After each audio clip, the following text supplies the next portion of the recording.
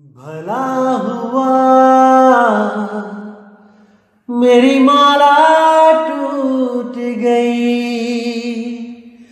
मैं राम भजन से छूटी। भला हुआ मेरी माला टूट गई, मैं राम भजन से छूटी। मेरे सिर से टली बला, भला हुआ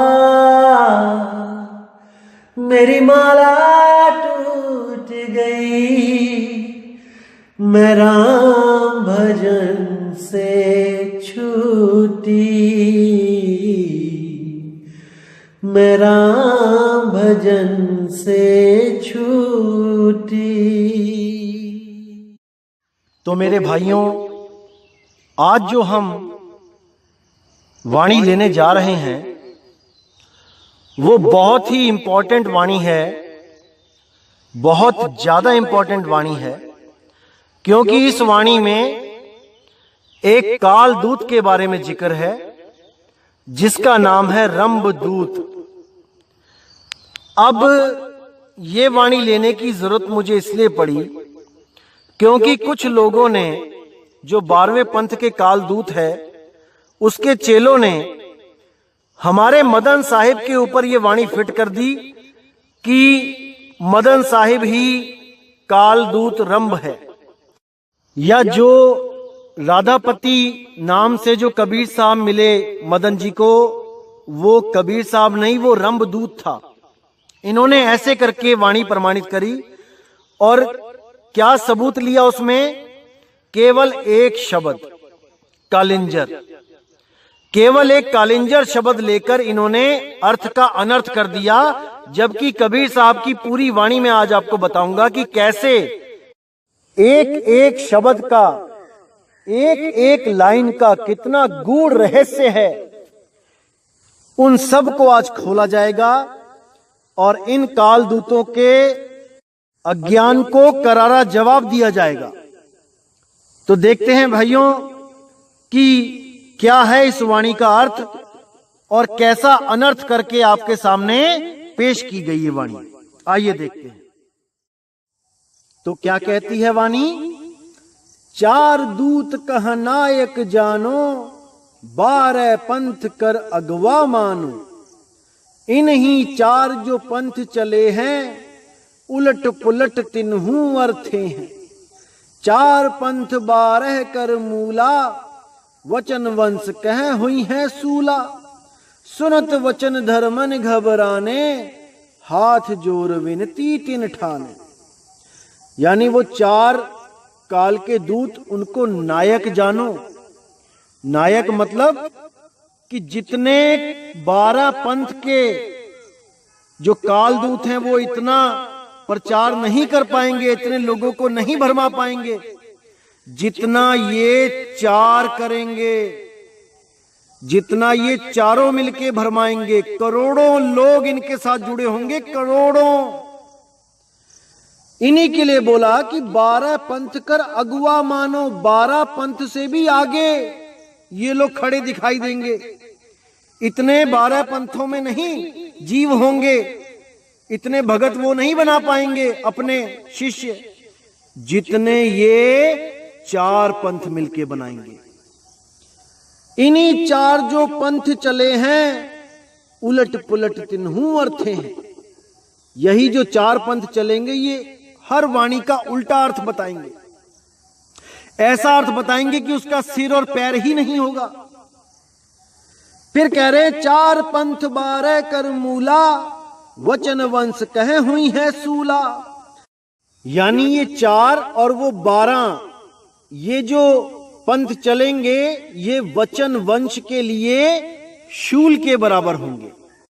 यानी कि जहां भी कबीर साहब किसी संत को चुनकर वचन देंगे उसको कि तुम नामदान बख्शो और मैं उस जीव की संभाल करूंगा, इसको वचन कहते हैं। उनके लिए ये शूल के बराबर हो जाएंगे उनके लिए ये बहुत बड़ा रोड़ा अटकाएंगे, क्योंकि ये लोग वाणियों का गलत अर्थ करके जीवों को भरमा देंगे। ये लोग मना कर देंगे कि कबीर साहब बार बार आते नहीं हैं। ये कह देंगे कि कबीर साहब एक बार चले गए, दोबारा कोई नहीं आ सकता। यानी कबीर साहब बार बार जीवों को चेताने नहीं आते हैं। तो ऐसे ये लोग भरमाएंगे। तो ये सुन के धर्मदास जी कहते हैं, सुनत वचन धर्मनि घबराने, हाथ जोर विनती तिन ठाने। कि धर्मदास जी इन बातों को सुन के घबरा गए और हाथों को जोड़ के कहते, मालिक इनकी पहचान बताओ, कैसे पता लगेगा कि कौन सा कालदूत कहां पे है। तो पहले रंभ के बारे में कबीर साहब क्या बताते हैं, आइए देखते हैं। लेकिन मेरे भाइयों, मैं आपको फिर कहना चाहूंगा कि मैंने ये 4 कालदूतों के बारे में नहीं बताना था किसी को, क्योंकि इनको बताने या ना बताने से मुक्ति का कोई लिंक नहीं है। ऐसा नहीं है कि मैं ये नहीं खोलूंगा चारों को तो आपको मुक्ति नहीं मिलेगी, ऐसा बिल्कुल नहीं है। लेकिन कुछ एक काल के दूतों के जो चेले हैं, उन्होंने हमारे खिलाफ जो वीडियो बना दी है, उसको सुनकर कुछ एक भगत बार बार मुझसे अरदास कर रहे थे कि इसको एक बार क्लियर कर दो, इस रंभदूत वाली वीडियो को क्लियर कर दो। इसीलिए मजबूरी में मुझे ये बनाना पड़ रहा है, वरना मैं किसी गुरु का नाम नहीं लेना चाहता था। और मैं माफी चाहूंगा उन लोगों से जिनका नाम मुझे लेना पड़ रहा है। मैंने बिल्कुल नहीं लेना था, लेकिन इतनी मजबूरी हो गई है कि इसको खोलना ही पड़ेगा। तो क्या कहती है वाणी, धर्मदास मैं तो ही लखाऊं, 4 दूत कर भेद बताऊं, तिन कर नाम प्रथम सुन लीजिए, रंभ को रंभ जय विजय भनीजे। यानी मैं तुम्हें उन चारों के बारे में बताता हूं धर्मदास, जिनका नाम है रंभ, कुरंभ, जय और विजय। अब जो रंभदूत है उसके बारे में देखते हैं क्या बोलते हैं। रंभदूत कर करो बखाना, गढ़ कालिंजर रोपी है थाना। अब ये जो गढ़ कालिंजर है, ये हमारे देश में 5 जगह है। हरियाणा, राजस्थान, मध्य प्रदेश और 2 गांव हैं उत्तर प्रदेश में।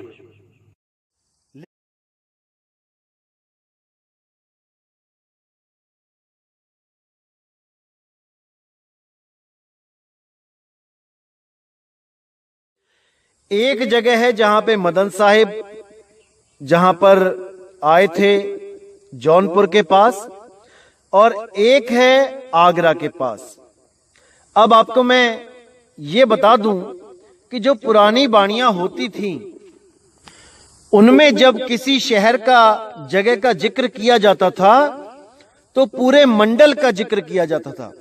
उस समय ये डिस्ट्रिक्ट वाइज, ये विलेजेस ऐसे नहीं बांटे जाते थे। उस वक्त मंडल बोल दिया जाता था, यानी एक मंडल में 4-5 डिस्ट्रिक्ट वो कवर हो जाते थे। जैसे एक वाणी है, साहिब तख्त कबीर खवासा, दिल्ली मंडल लीजिए वासा, सतगुरु दिल्ली मंडल आयसी, सूती धरनी सुम जगाईसी। ये गरीबदास जी महाराज ने अपने बंदी छोड़ कबीर साहब के लिए लिखा था कि मेरे सतगुरु बंदी छोड़ मुझे छुड़ानी धाम में मिलने आए, जो दिल्ली मंडल के अंडर था। वो स्थान दिल्ली मंडल में ही आता है। लेकिन इन कालदूतों ने ये वाणी अपने ऊपर फिट करके लोगों को ऐसा भरमा दिया कि देखो हम आए हैं दिल्ली मंडल में, ऐसा भरम में डाल दिया।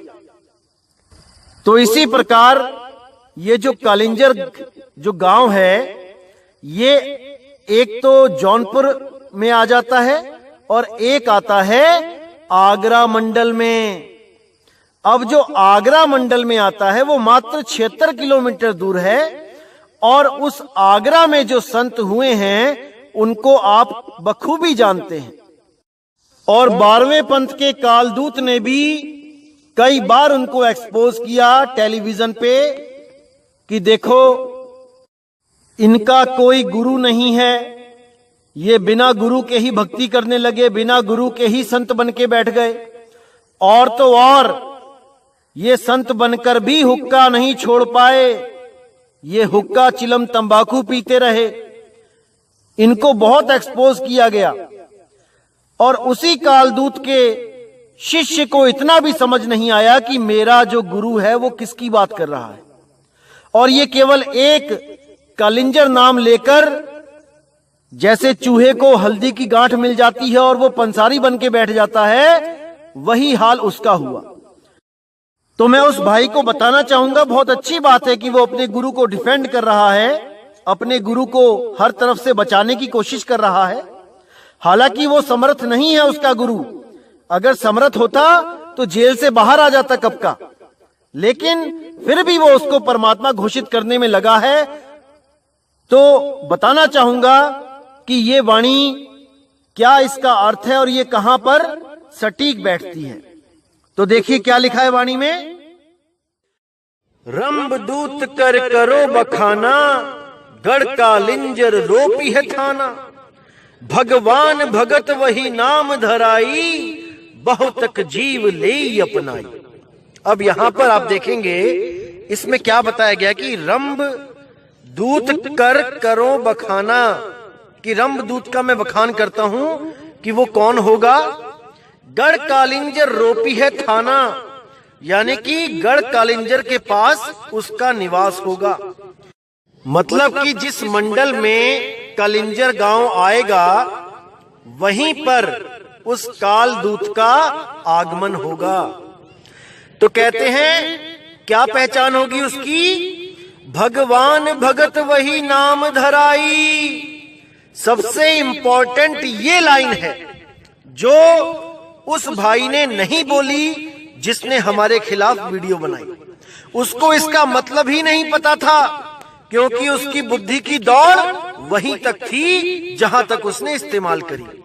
उसके आगे उसकी बुद्धि जाम हो गई, जंग लग गया, वो आगे नहीं बढ़ पाया। क्योंकि परमात्मा ने जिससे जो काम करवाना है उसको उसी लायक बनाता है। तो जो जयपुर का कालदूत जिसने हमारे खिलाफ वीडियो बनाई, उसने विदेशों तक मदन साहिब का नाम पहुंचा दिया।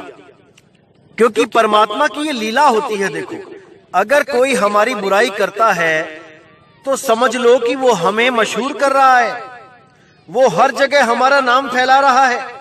जो काम हम नहीं कर पाते वो हमारे निंदक कर देते हैं। इसको समझो। इसीलिए साहिब जी ने कहा, निंदक नियरे राखिए, आंगन कुटी छवाए, बिन पानी साबुन बिना निर्मल करे सुहाए। जो भी हमारे खिलाफ वीडियो बनाते हैं तो उनके जो सब्सक्राइबर होते हैं वहां तक हमारी बात अपने आप पहुंच जाती है। उन्हीं के लोग जब देखते हैं कि ये कौन है जिसके खिलाफ वीडियो बनाई जा रही है, और वो दिल को तसल्ली देने के लिए जब हमारी वीडियो सुनते हैं, तब उनका विवेक अपने आप जाग जाता है और वो उन लोगों को तत्काल छोड़कर, त्याग कर इस पंथ में आ जाते हैं। हजारों ऐसे जीव हैं जो शुरू में आए तो थे हमारे खिलाफ, हमारे सत्संग सुनकर हमारे सत्संग में गलतियां निकालने आए थे, लेकिन इस सत्संग को सुनकर वो इसी सत्संग के होके रह गए, मदन पंथ में आ गए। यही मालिक की लीला है, यही बंदी छोड़ की लीला है। तो भाइयों, ये जो भगवान भगत वही नाम धराई, ये बहुत इंपॉर्टेंट है। इसी के ऊपर उस रंभदूत का सारा हाल लिखा गया है, इसी पर उसके पंथ का नाम टिका हुआ है। दोस्तों, मैं आपको क्लियर कर देता हूं भगवान भगत क्या होता है। इसमें बताया गया कि रंभदूत के द्वारा जो पंथ चलाया जाएगा, उस पंथ के नाम में भगवान और भगत दोनों का नाम आएगा। जितना बुद्धि विवेक है लगा दो, तभी समझ पाओगे। अब इसमें भगवान और भगत दो नाम हैं, वो पंथ दो नाम का ही होगा, जिसमें एक नाम भगत का होगा और एक भगवान का। तो राधा स्वामी जो पंथ है, जो आगरा से चला है, जिस पंथ के गुरु का कोई गुरु नहीं है, जो नशे तक नहीं छोड़ पाया, उसके बारे में बताया गया है कि राधा स्वामी, ये दो नाम का जो है भगवान भगत का पंथ चलेगा। राधा यानी भगत, स्वामी यानी भगवान। राधा मतलब आत्मा, स्वामी मतलब परमात्मा। तो इसकी तरफ इशारा करके गए कबीर साहब, डायरेक्ट नहीं बोला कि वो दो नाम कौन से होंगे, इशारे में बता के चले गए, भगवान भगत वही नाम धराई। अब कहते हैं बहुतक जीव ले ही अपनाई, करोड़ों जीवों को अपना लेगा ये पंथ। करोड़ों जीव इस पंथ में माया का प्रलोभन देख के भागे जाएंगे, सिस्टम देख के दौड़े जाएंगे कि देखो हमारे गुरुजी का कितना अच्छा सिस्टम है। ऐसा लगता है हम इंग्लैंड में ही आ गए हैं। हर चीज कितनी सिस्टमिक है, कितनी सफाई है, चाहो तो रात में सड़कों पे ही सो जाओ। हमारे यहाँ तो चीजें भी इतनी सस्ती मिलती हैं, कोई फ्रूटी कैंपा कोला 5-5 रुपए में मिलता है। तो ऐसे माया के प्रलोभन में फंसेंगे कि करोड़ों जीव, करोड़ों। तो कहते हैं जो जियरा हुई है अंकुरी, सो बाचही यम फंदा तूरी। जो कोई अंकुरी जीव होगा, जिस पर मालिक की अति कृपा होगी, वो उसके चंगुल से बाहर आ जाएगा, उसके फंदे को तोड़ के बाहर आ जाएगा। रंभ जोरावर यम बड़द्रोही, तुम ही खंड और खंड हो मोही। यानी कि उस काल दूत के जो आगे वंशज होंगे, वो मेरे और तुम्हारी जो वार्ता हुई है कबीर सागर अनुराग सागर, उसका खंडन करेंगे। आप देखेंगे कि राधा स्वामी पंथ में केवल एक गुरुजी ने अनुराग सागर छापी है, नहीं तो जितनी भी गद्दियां चल रही हैं राधा स्वामी पंथ की, एक भी किसी गुरु ने अनुराग सागर छापी नहीं। यहां तक कि परमार्थी डायरी में आप जब पढ़ेंगे तो उसमें यह आदेश दिया गया है, सावन सिंह महाराज को आदेश दिया गया था कि घट रामायण और अनुराग सागर को छापो। लेकिन घट रामायण तो छाप दी गई और अनुराग सागर पे बैन लगा दिया गया, क्योंकि अनुराग सागर को पढ़ने पर पता लग जाता था कि राधा स्वामी पंथ में जो नाम दिए जा रहे हैं वो तो काल के नाम हैं। तो जब कुछ लोगों ने अनुराग सागर पढ़ के जब सवाल जवाब शुरू कर दिए गुरु लोग से पूछना, तो इन लोगों ने डेरे के अंदर अनुराग सागर पढ़ना ही बैन कर दिया। छापना तो बहुत दूर की बात थी। और जो परमार्थी साखियों में जो आदेश दिया गया वो भी केवल फॉर्मेलिटी। अरे तुम आदेश दे रहे हो, तुम छपवा क्यों नहीं रहे हो? तो केवल लोगों को गुमराह करने के लिए कि हम अनुराग सागर के पक्ष में हैं। असल में ये शुरू से ही खंडन करते आए हैं कबीर साहब और धर्मदास का। दुनिया भर के ग्रंथ छाप दिए, दुनिया भर के संतों की किताबें छाप दी, हमारे मदन साहिब का भी छाप दिया ग्रंथ, चलो अच्छी बात है, लेकिन अनुराग सागर नहीं छाप पाए। क्या बात भाई, कागज कम पड़ गया था या स्याही खत्म हो गई थी? नहीं छाप सकते क्योंकि इन्होंने उसका खंडन कर दिया है। एक भाई से तो मेरी बात हुई, उसने बोला कि अनुराग सागर पढ़ना मानो कि मीट खाने के बराबर है, क्योंकि गुरुजी ने मना किया है कि अनुराग सागर नहीं पढ़ना है। मैं हैरान हो गया उनके ऊपर कि हद कर दी तुमने।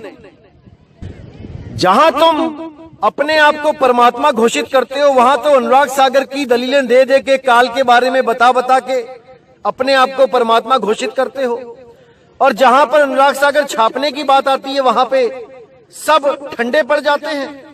भाई ऐसे बात नहीं बनेगी। आरती नरियर चौक संहारी, खंड ही लोक दीप सब झारी। यानी कि वो आरती नारियल चौका सबका खंडन करेगा। तो राधा स्वामी पंथ में कोई आरती चौका नहीं होता है, कोई नारियल नहीं फूटता है। और यहां तक कि कबीर साहब की जो मेन जो निशानियां हैं, जिसको हम कंठी माला कह देते हैं, जो कबीर साहब ने गुरु धारण करते वक्त रामानंद जी की जो माला तोड़ के एक मन का अपने गले में पहना था, उसका भी खंडन करते हैं। उसको भी कहते हैं ये जड़ वस्तु तुमने गले में पहन लिया। अरे भाई, कंठी भले ही जड़ हो, लेकिन जिसके नाम की पहनी है वो महाचेतन परमपिता परमात्मा है। जैसे किसी कुत्ते के गले में पटा होता है, पटा जड़ होता है, पटा कुत्ते को बचा नहीं सकता, लेकिन जब म्युनिसिपैलिटी वाले आते हैं तो उस कुत्ते को हाथ लगाने से पहले 100 बार सोचते हैं, क्योंकि उसके गले में पटा है। भले पटा जड़ है, लेकिन उस पटे के पीछे एक जीता जागता मानव है, एक जीता जागता मालिक है, जिसके साथ उनका सामना हो जाएगा अगर वो उस कुत्ते को पकड़ के लेके गए तो। इसलिए वो जड़ वस्तु भी लाभकारी है। लेकिन इस पंथ के लोग इन 5 जड़ नामों पर तो विश्वास कर लेते हैं कि ये 5 नाम हमें पार कर देंगे, लेकिन कंठी पे विश्वास नहीं कर पाते कि वो प्रभु के नाम की है, वो बंदी छोड़ के नाम की है। उस कंठी के पीछे बंदी छोड़ की दया छुपी हुई है, उसकी समर्थता है, क्योंकि उसी के नाम की कंठी है। तो कहते हैं आरती नरियर चौका संघारी, खंड ही लोक दीप सब झारी। यानी जिस लोक की मैं बात करने आया था धर्मदास तुम्हारे साथ, उस लोक का ये खंडन करेगा। कौन सा लोक? लोक ये लोक शब्द है भाई, जिन जाना तिन संशय जाई।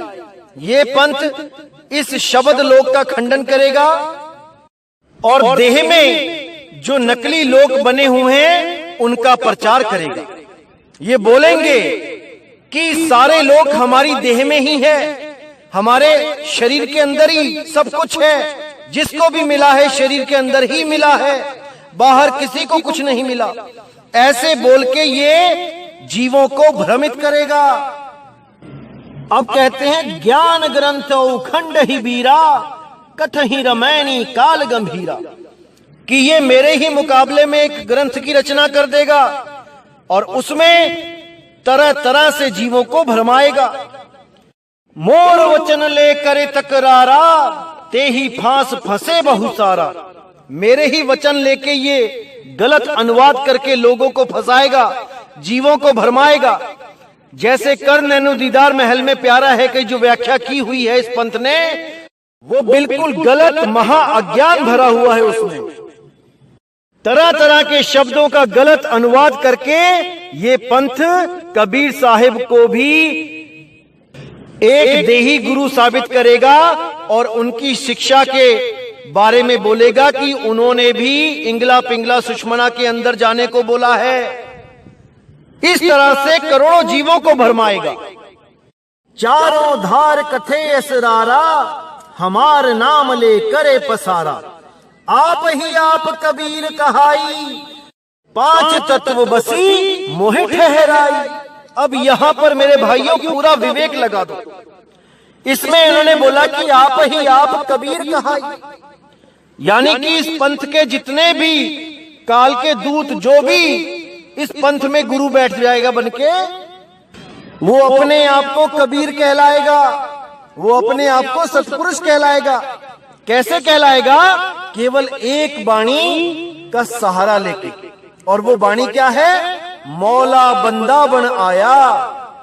अब इसी को सुना सुना कर जितने भी ये इस पंथ के जितने भी गुरु बैठे हैं, ये सब अपने ऊपर मौला की छाप लगा देते हैं कि मौला ही बंदा बन के आया है गुरु रूप में। अरे 365 गद्दियां हैं आप लोगों की, 365 मौला आ गए क्या एक बार में दुनिया में? कोई विचार नहीं कर रहा, बस अपने अपने गुरु को मौला समझ के बैठे हैं, क्योंकि वो गुरु खुद ही सिद्ध करते हैं अपने आप को मौला। तो इसलिए बोला गया आप ही आप कबीर कहाई, 5 तत्व बसी मोहि ठहराई।